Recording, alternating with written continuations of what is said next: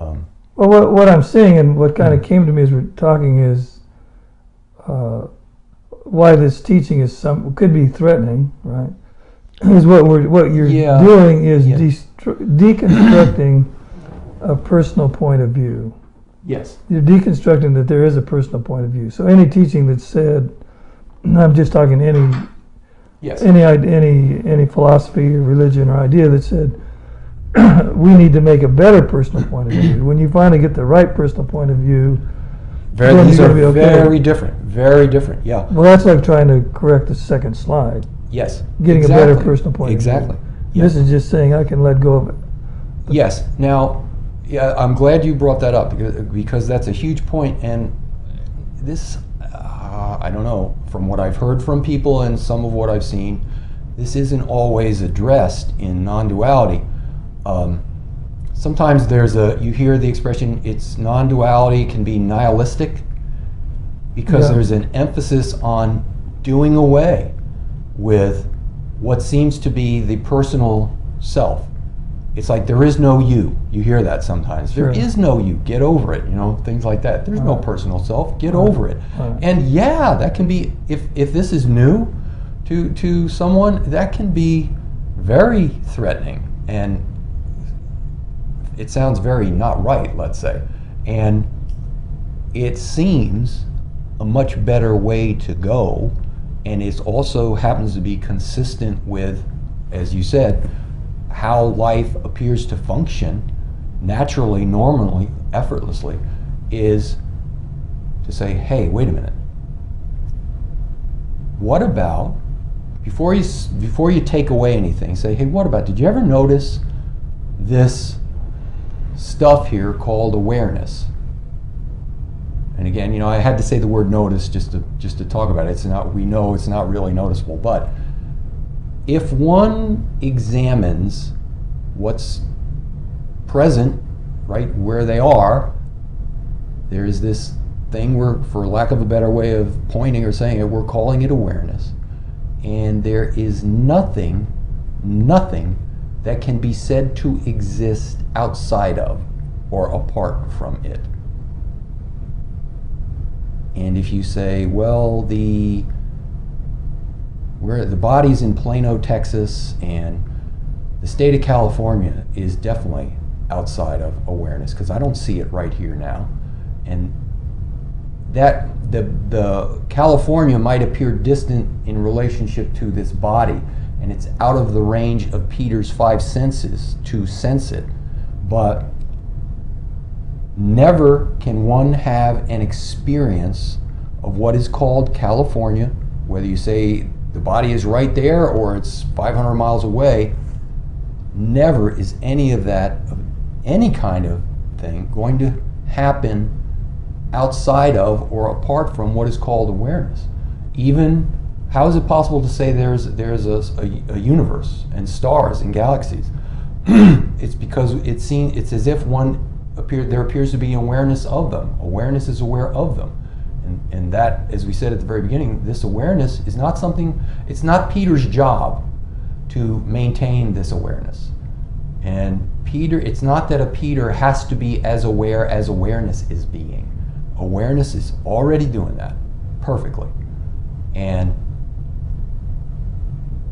with just sort of inquiring, saying, well, really, truly, is there anything that can be said to exist outside of this?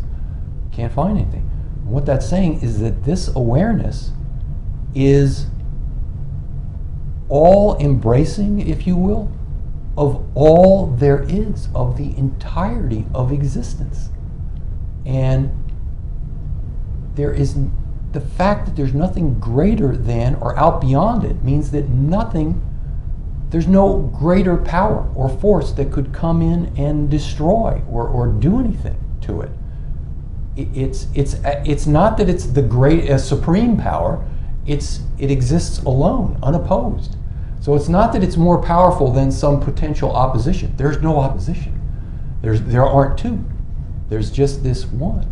And this is the real identity of the one who is presently conscious, of this what I say is me when correctly identified, rather than identifying as a thing mistakenly that actually turns out to be just something I am aware of.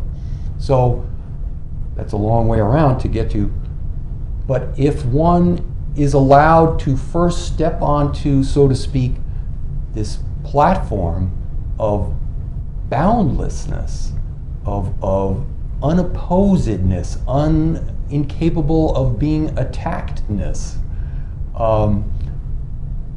there is such a peace, and I don't like to say security, because that has the implication that it's safe from otherness, you know, but there is no otherness to be safe from. That's the beauty of it. There just isn't any otherness. And when one steps off onto that boundless stability of these so-called infinite stability of boundlessness, then you start to disassemble and dismantle what seems to be the personal me with all its limitations. But give them something to be in place of, you know, what they have assumed themselves to be as a personal limited body. Because if you don't, then to take away the personal self, there is no you, but you haven't given them a platform to step off onto, out of, you know, something else, then yeah, it's going to be very threatening. But at least point to the magnificence. So you've stepped onto the infinite platform of boundlessness. Yeah, and you know, for in a sense, and to, you know, we're talking this way, and words like platform and, and all that, those are, you know, horrible, really. But that's okay. And what happens is, with, again, a little more inquiry, is that it becomes clear, well, good grief. The whole notion that there ever was a separate me who did some awakening or stepped out of one limited false experience into this other thing is never really was the case, because all along this magnificence, this untouched pure life, unlimited life, always has been the only one alive. And if I were to talk about what seemed to have been a Peter and all of his limitations and worries, identification as a separate thing, would be no more than like a dream that was had, and then you wake up out of it and you say, well, was that dream ever really real? No. And was that ever really a self in that dream? No.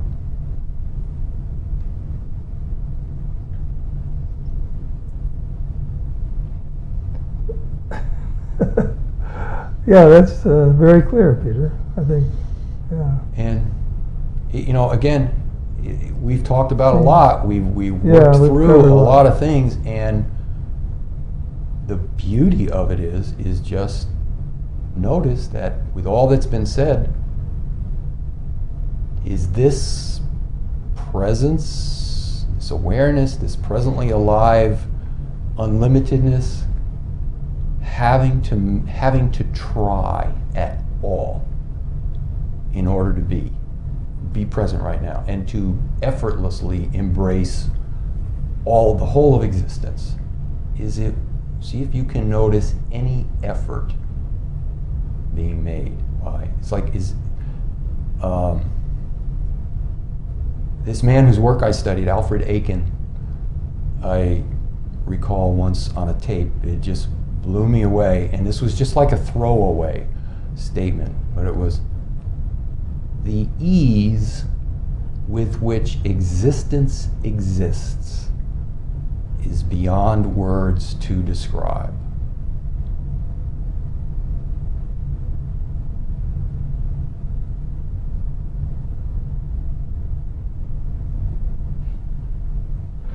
That might be a good place to wrap up. I think we're coming up on the hour.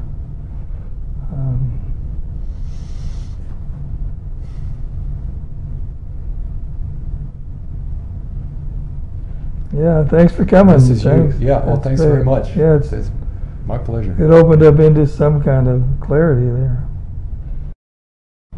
So, and we have just kind of a post thought then. Mm-hmm. So being with people who are on the platform of boundless, yeah, somehow that makes it easier to be there. Something about like being in satsang or being with teachers. Yeah. Then I get it. Like, yeah. And I guess the idea is the more we get in that place or see the world from that place or life, then the more likely we are to live from that place. That's why we do this. Just, for the excuse. We have all the talk, but I think it was Jean Klein who said that we have these gatherings and we do the talk just for the excuse of immersing in this or as this. That's really why we're here. We're all presence junkies, is what it amounts to. But that's really presence itself. Just kind of doing its thing with less and less and less seeming opposition and less stuff superimposed. Yeah. All of these gatherings, it seems to help dissolve it. Helps dissolve it. And it's just a superimposed thing. Seems to be. And what I'm getting is the opposition is coming from within the self, really. Yeah. I create my own resistance to life. Seems to be. You see that? Okay. And just by constantly sort of tasting presence or being alive to presence is what seems to break that resonation with the personal and the sense of separateness that's experiencing all the stuff. Because presence is not resonating in that way. Presence isn't resonating, period. And where presence is, there can't be any kind of foreign resonation. You can't have them both in the same place at the same time, so-called. And that's what seems to break it. And it never comes back as powerfully as it seemingly used to, It can't. Okay. Well, that's encouraging. So, okay, well, let's wrap there. Okay. Thank you. Yeah, thanks, Jordan. That was wonderful. Yeah, good. That was wonderful. That's the thing, that's the kind of the fun thing. You never know what's going to come out, where it's going to go, what direction it's going to, but